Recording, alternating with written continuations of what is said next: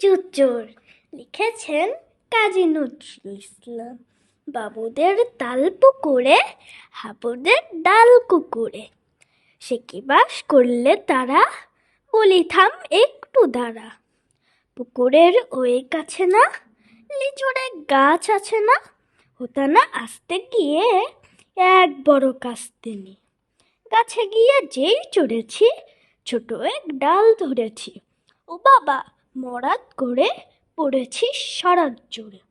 পড়বে মোর মালের ঘাড়ে, সে ছিল গাছের আড়ে।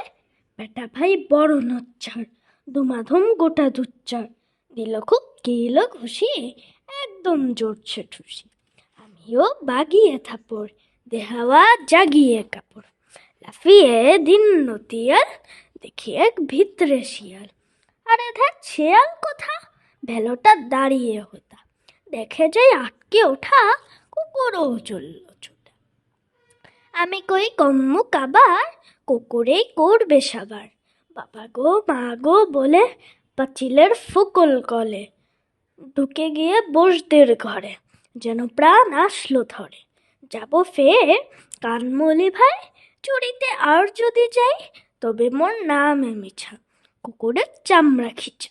সে কি ভাই যাই রে ভুলা, মালির ওই পিসনিগুলা, কি বলিস ফের হত্যা, তওবা না খপ্তা। ভয় পেও না। লিখেছেন সুকুমার রায়। ভয় পেও না, ভয় পেও না, তোমায় আমি মারবো না, সত্যি বলছি। কুস্তি করে তোমার সঙ্গে পারবো না, মনটা আমার বড্ড নরম, হাড়ে আমার রাত্রি নেই, তোমায় আমি চিবিয়ে খাবো এমন আমার সাধ্যি নাই। মাথায় আমার শিং দেখে ভাই ভয় পেয়েছ কতই না, জানো না মোর মাথার ব্যারাম, কাউকে আমি কুতোই না। এসো এসো গর্তে এসো, বাস করে যাও চারটি দিন, আদর করে শিখিয়ে তুলে রাখবো তোমায় রাত্রি দিন। হাতে আমার মুগুর আছে, তাই কি হেতাই থাকবে না, মুগুর আমার হালকা এমন, মারলে তোমার লাগবে না।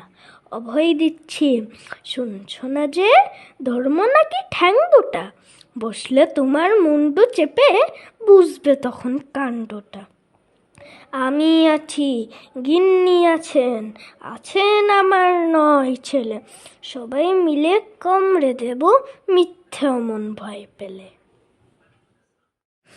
মেঘবালিকার জন্য রূপকথা। লিখেছেন জয় গোস্বামী। আমি যখন ছোট ছিলাম, খেলতে যেতাম মেঘের দলে। একদিন এক মেঘবালিকা প্রশ্ন করল কৌতূহলে, এই ছেলেটা নাম কি রে তোর? আমি বললাম পুষ্পন্তর। মেঘবালিকা রেগেই আগুন, মিথ্যে কথা, নাম কি অমন হয় কখনো? আমি বললাম নিশ্চয় হয়, আগে আমার গল্প শোনো। সে বলল শুনবো না যা, সেই তো রানী সেই তো রাজা, সেই তো একই ঢাল তলোয়ার, সেই তো এক রাজার কুমার পঙ্খিরাজ, শুনবো না আর ওসব বাজে। আমি বললাম তোমার জন্য নতুন করে লিখবো তবে। সে বলল সত্যিই লিখবি? বেশ, তাহলে মস্ত করে লিখতে হবে, মনে থাকবে? আমি বললাম তোমার জন্য লিখতে পারি এক পৃথিবী। লিখতে লিখতে লেখা যখন সবে মাত্র 2-4 পাতা, হঠাৎ তখন ভূত চাপলো আমার মাথায়। খুঁজতে খুঁজতে চলে এলাম ছোটবেলার মেঘের মাঠে।